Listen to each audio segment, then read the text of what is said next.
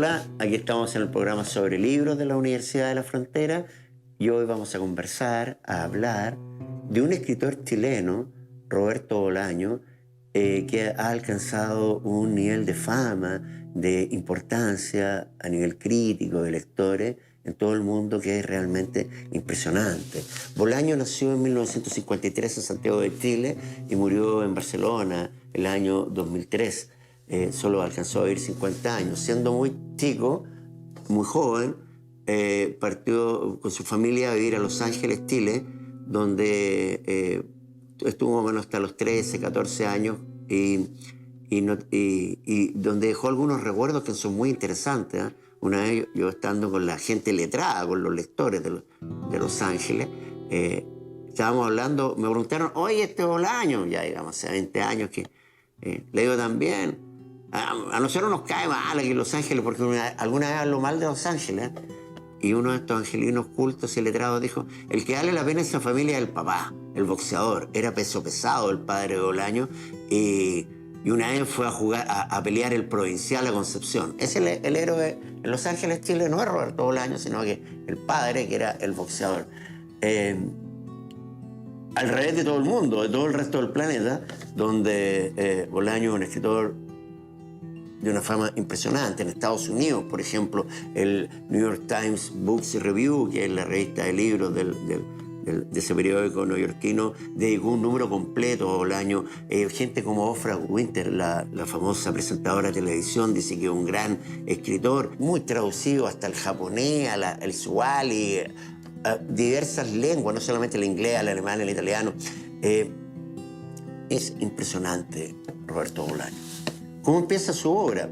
Hay que elegir porque tiene alrededor de 22, 23 libros. Su narrativa, porque también es poeta, pero su fortaleza está en la narración. Una de sus primeras novelas que alcanzó el reconocimiento es Estrella Distante, una novela corta, de tener unas 180, 170 páginas, estremecedora, en que ya se ven algunas de las obsesiones. Nosotros los críticos literarios hablamos de las obsesiones, en vez de decir las temáticas, somos muy... en nuestro argot, en nuestro lenguaje, decimos las obsesiones de Bolaño. Aparecen algunas de ellas, como por ejemplo la dictadura, porque Bolaño cuando a los 14 años se fueron a ir a México con sus padres y se vino a Chile a los 17 a participar de la revolución. Él era izquierda, muy de izquierda en esa época, y quería participar de la revolución chilena y llegó justo para el golpe y fue encarcelado. Se subió a un bus para ir de Concepción a Los Ángeles y detuvieron el bus, porque en ese tiempo paraban a todo el mundo, y como Bolaño tenía cierto acento mexicano, pensaron que era un terrorista mexicano y lo tuvieron preso en una escuela de Concepción, porque después del golpe hasta las escuelas servían para meter gente presa. Y de ahí lo sacó un amigo que tenía él, que había sido compañero curso de él en Los Ángeles, y desde ahí nace su novela Estrella Distante,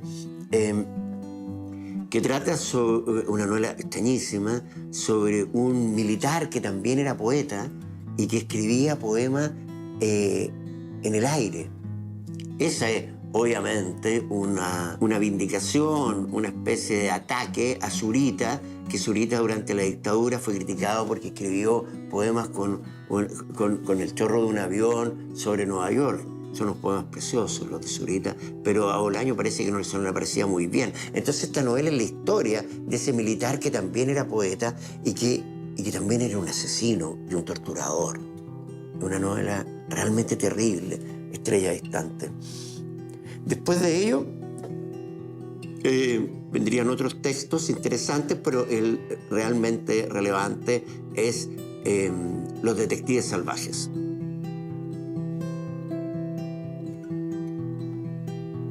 ¿De qué trata esta novela? Esta novela extraordinaria.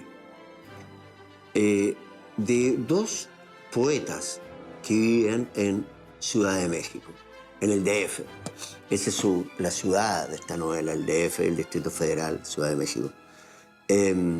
Estos poetas son Ulises Lima y Arturo Velano.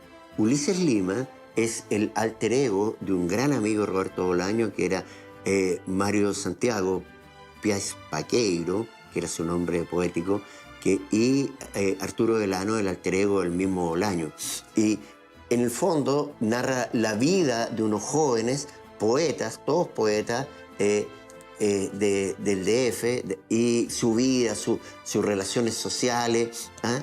Que ahí Bolaño fabula su propia vida con su grupo de amigos que había tenido en México, incluido Mario Santiago, y esa es la primera parte del texto, que está dividido en 3 partes, que es la vida de estos poetas, de Ulises Lima, Arturo Delano, que están obsesionados con una poeta a la que buscan, por eso se llaman los detectives salvajes, Cesárea Tinajero. Y la segunda parte de la novela, porque diversas personas nos hablan de Ulises Lima y de Mario Santiago, que eran estos 2 poetas que son los héroes de la novela, en narraciones cortas. O sea, son diversos narradores, hombres, mujeres, jóvenes, ¿ah? Empleados de cualquier parte, personas de diferente condición social, etcétera, de diferente edad, diferente sexo, hablan sobre ellos. Son 56 o 54 narraciones. Entonces empiezan así. Yo los conocí, a Mario Santiago y Ulises Lima. Yo los conocí cuando vivían en una pensión pequeña en el DF, y empieza a hablar y cuenta una historia de ellos. Después aparece una norteamericana y dice, yo los conocí una vez que habían pasado aquí al Paso, Texas, etc. ¿Ah? Y así van reconstruyendo o construyendo la vida de estos 2 jóvenes que, sin embargo, al final de la novela seguimos sin saber mucho de ellos. Y la tercera parte es ya el encuentro de Ulises Lima con Cesárea Tinajero, que es muy extraño porque al final de la primera parte ellos huyen del DF arrancando unos traficantes y personas que se dedican a la trata de personas, o sea, unos delincuentes que se dedican a la trata de personas, y huyen con una prostituta, una joven prostituta que logran rescatar de las garras de esta gente, y huyen del DF. Y en la tercera parte aparece esa huida y la búsqueda de Cesárea Tinajero. Pero los delincuentes finalmente los encuentran y matan a Cesárea Tinajero, esta poeta que habían buscado a lo largo de todo el texto. ¿Ah? Una novela interesantísima por la serie de narradores, ¿ah? Por las diferentes perspectivas y por mostrar la vida de estos 2 jóvenes poetas mexicanos, uno mexicano y el otro chileno.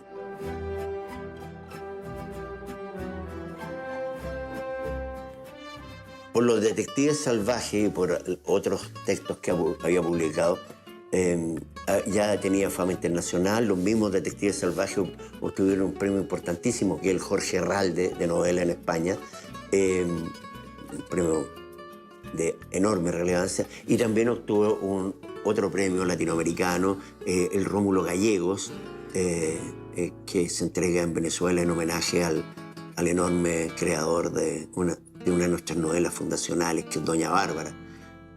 Ahí ya estaba famoso Bolaño en todas partes. Y fue invitado a Chile. Después de 25 años vino a Chile. Y aquí empieza a aparecer una cuestión que es re interesante en Bolaño, que es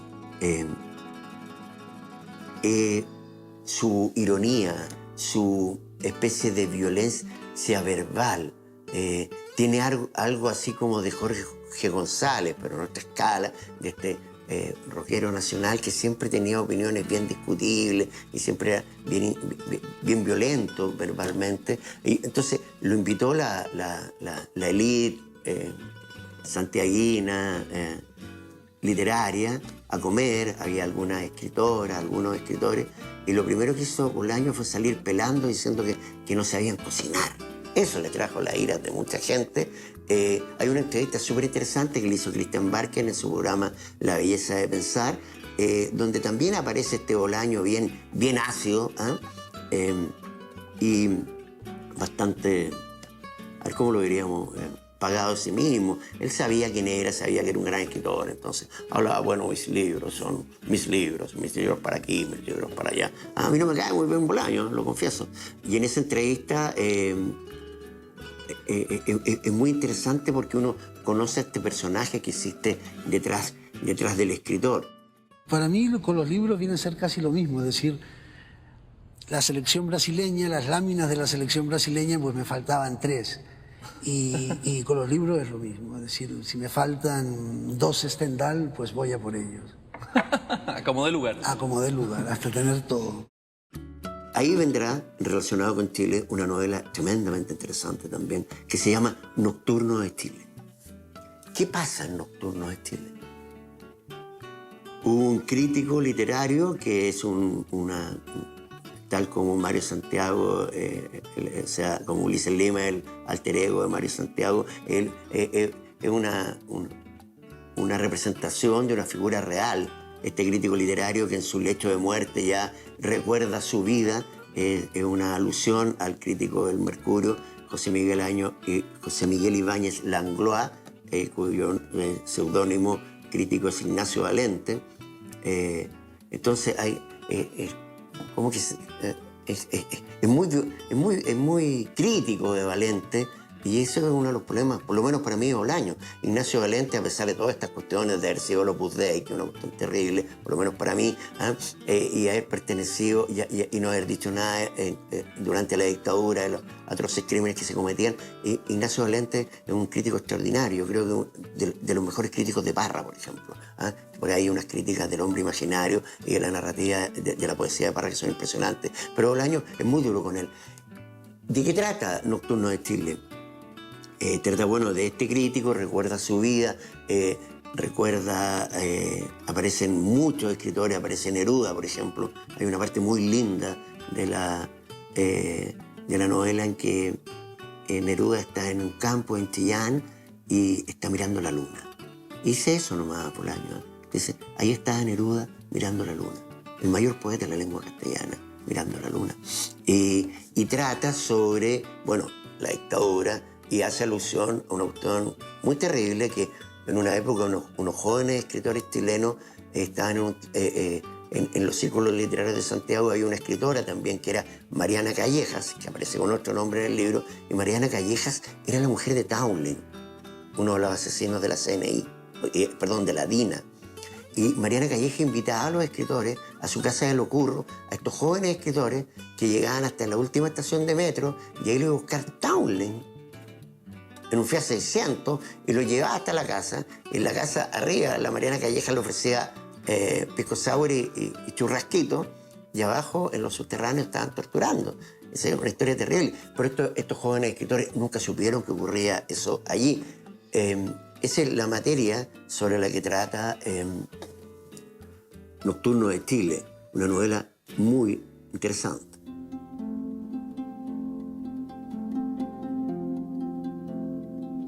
Junto a estas novelas de la primera época de Bolaño también hay algunos cuentos. Hay un cuento fabuloso, Último atardecer sobre la tierra. Pero ahí están los problemas para mí de Bolaño. Que Bolaño no recortaba. Hay grandes pasajes de los Últimos atardeceres sobre la tierra en que no tienen nada que ver en realidad con lo que está pasando en el cuento. El cuento es bien simple. Un padre con su hijo, el padre boxeador, o sea, nuevamente basado en la biografía de Bolaño, van de vacaciones a Acapulco, salen de Ciudad de México, del DF, van a Acapulco, y en Acapulco son el padre, que le gustaba andar por los bajos fondos, por las casas de sitio, por todo lo demás, conoce a un ex clavadista, esos que se tiran piqueros ahí, y el ex clavadista es una especie de delincuente, y al final logra llevarlo a un casino clandestino donde parece que le esperara la muerte. Es extraordinariamente bueno ese cuento. También está El gaucho insufrible, en el volumen de cuentos que se llama, título muy típico de Bolaño, Putas asesinas.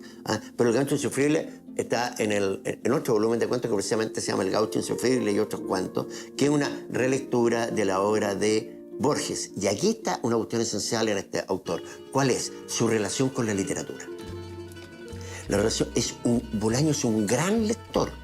O sea, en muchas de sus novelas, los mismos detectives salvajes, cuando iban en el camino arrancando de México, iban los Ulises Lima y Mario Santiago, y atrás iba el personaje que es el narrador, que después deja de narrar, Juan García Madero, y García Madero se sabía los nombres de todas las figuras literarias que usaban los griegos y los romanos, y eso en realidad se lo sabía Bolaño. Bolaño, un gran lector de Borges, admirador absoluto de Borges, un gran lector de Nicanor Parra, un gran lector de Cortázar, por eso hoy día traje a Cortázar. De hecho, Los Detectives Salvajes ha sido leída como una reescritura o una respuesta literaria a Rayuela, la enorme novela de Cortázar de los 60. Un gran lector de la literatura francesa, de Rimbaud, de Baudelaire, de los simbolistas, de los fundadores de la poesía moderna. Le interesa mucho la literatura y dialoga con la literatura. Por eso la mayoría de esos personajes son literatos. Pero ¿qué hace con la literatura? Eso es lo interesante. Dialoga, y como todos los grandes escritores que hace, rompe con la tradición, recupera y rompe la tradición. Con la tradición, eso que dice Octavio Paz, de quien hablo siempre, que dice que se caracteriza la narrativa moderna por romper con la tradición, pero recuperarla, es decir, un doble juego. ¿El qué hace con la tradición de la narrativa latinoamericana? Termina con el archivo. Las grandes novelas latinoamericanas siempre hay un archivo. Cien años de soledad, el archivo, los manuscritos de Melquíades. Late un archivo en el fondo de la novela latinoamericana, dice el crítico Roberto Echeverría. Pero Bolaño, ¿qué hace? Bolaño hace mapa. Hace un mapa, como dice una crítica latinoamericana. Valeria Los Ríos destaca una nueva estética que utiliza la figura del mapa en lugar del archivo. Y el mapa son las relaciones que ocurren en diversos territorios. Y eso es verdad. Los Detectives Salvajes está el DF, hay un verdadero mapa de México después de la huida. Después Los Detectives Salvajes salta a España, porque como Arturo Velano se fue a España, Bolaño se fue a España, por ende Arturo Velano también, y se va a España.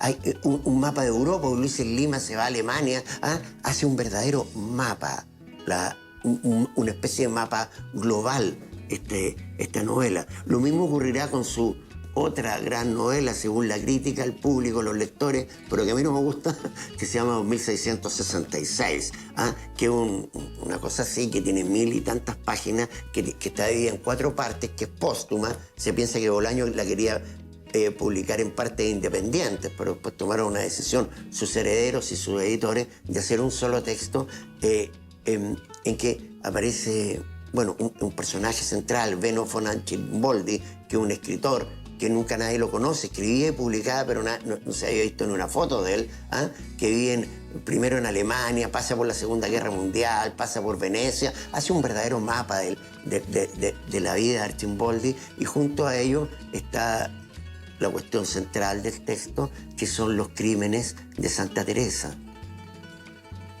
Santa Teresa en la ficción y en la realidad Ciudad Juárez, esa ciudad mexicana de la frontera con Texas, donde matan mujeres hasta el día de hoy. Más de 700 mujeres han sido asesinadas en Ciudad Juárez.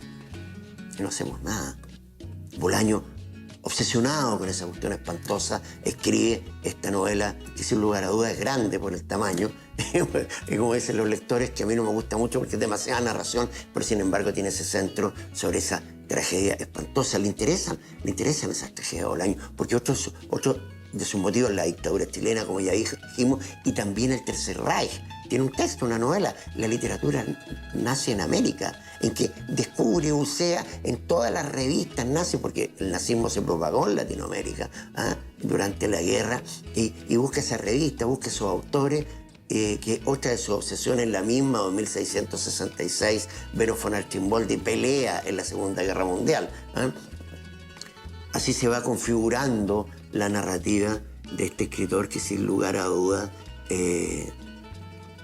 puede ser el escritor más importante o uno de los escritores más importantes del siglo XXI en Latinoamérica.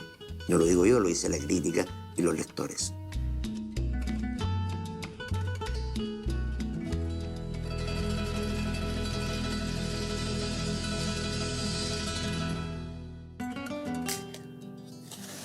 ¿Cómo leer a Bolaño?